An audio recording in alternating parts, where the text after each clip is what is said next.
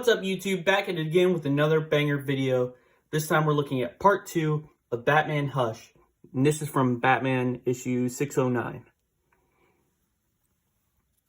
So in the last part, just to recap the story so far, Batman was saving a kidnapped kid from Killer Croc, who was holding him as hostage to get the money from his wealthy dad. And Batman showed up, saved the kid. Killer Croc got caught by the police. Catwoman showed up, stole the money. Batman chased after her. Someone cut the line to his bat rope. He fell into an alley and broke his shoulder and fractured his skull. Catwoman made it to this rooftop penthouse, and Poison Ivy was shown to be the mastermind. She's mind-controlling Catwoman to steal this money for her. So that's where it last left off. Let's get into the second issue. So picking up in the alley, crime alley, Batman's passed out. He's surrounded by these thugs, and they're all circling around him. They're going to pull his mask off. You know, that's what bad guys always do when they get Batman. The first thing they want to do is take his mask off, find out who he is. But Batman's prepared. He has this like gas release thing in the side of his temple when it releases gas whenever someone tries to like pull on the mask. So it sprays this guy with like tear gas or whatever, fart cloud that is. And another guy says he wants to, beat up Batman with this lead pipe, and he gets shocked from electricity that's, I guess, in a defense mechanism in the suit. This guy, he's like, well, I'm just going to shoot him. I'm just going to shoot him point blank right in the face. These electrical balloons, they're Oracle, who is Barbara Gordon, who used to be Batgirl until Joker shot her and put her in a wheelchair. And now she's like the leading these different heroes. And she calls for backup, and the Huntress shows up. The Huntress is another masked superhero in Gotham. I think she's the daughter of a crime boss or something like that. But yeah, she's on the good guy's side, and she's here to save Batman. So she kicks the gun out of that guy's hand, kicks this guy in the face, does a lot of kicking. She fights with the bow staff, she knocks the bat out of that guy's hand. She gets punched in the face with brass knuckles, though, and gets knocked down. And this guy steals her bow staff. She has to fight him, take it back.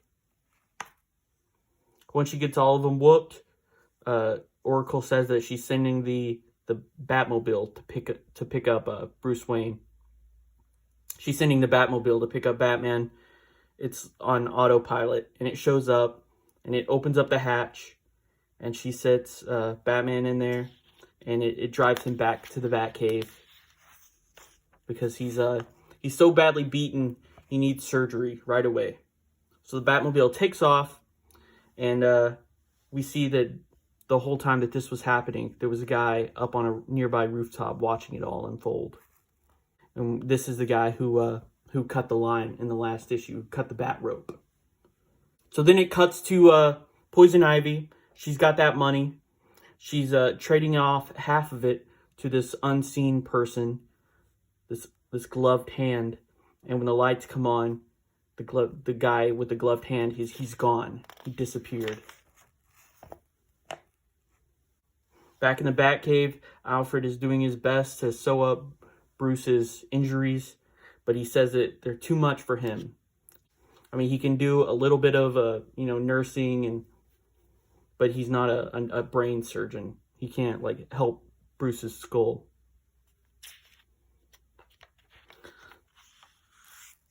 So here's another stupid part of this book.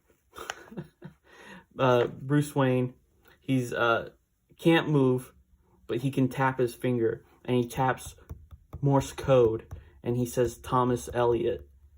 And Alfred is like, oh yes, I remember your childhood friend, Tommy Elliot. He's a brain surgeon, and he lives in Philadelphia, and we're going to call him up, and he's going to get flown by helicopter to Gotham, and he's going to save you. And that's exactly what happens. So the newspaper, it says Playboy Wayne in a near fatal wreck.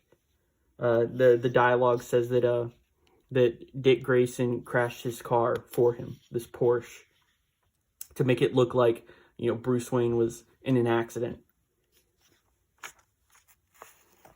So this is the guy, Thomas Elliot. He shows up.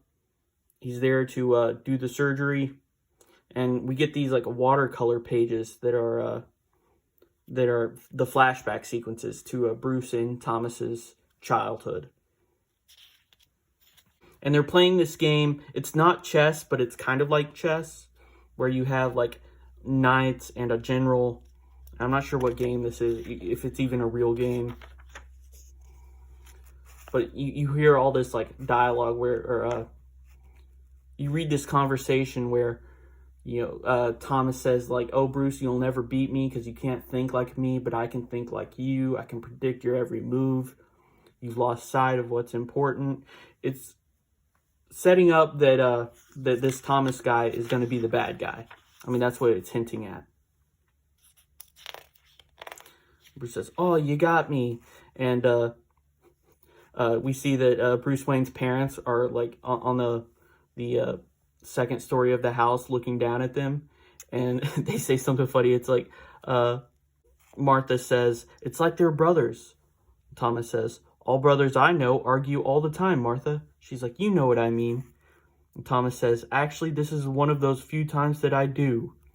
Barring some sort of unforeseen disaster, I think our son has finally found a best friend, the kind you know for your entire life." If that isn't like right on the nose kind of writing, like, it's not they're not, you know, hiding it or bearing the lead in any way. I mean, they're like beating you over the head with it. Anyways, Thomas Elliot saves Bruce. If you look closely, you can even see Jimmy Olsen and Lois Lane in the background of this panel. We see the gloved hand again of the guy who was working with Poison Ivy, and he cuts out the shape of Bruce Wayne's head from the newspaper. It's real ominous. And that's it for issue 2. Come back for issue 3. We see that Killer Croc is back again, and there's going to be another showdown between the two.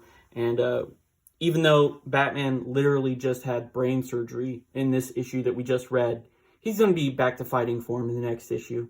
Like, no rest time, no time to heal. Like, he's going to be back at it immediately.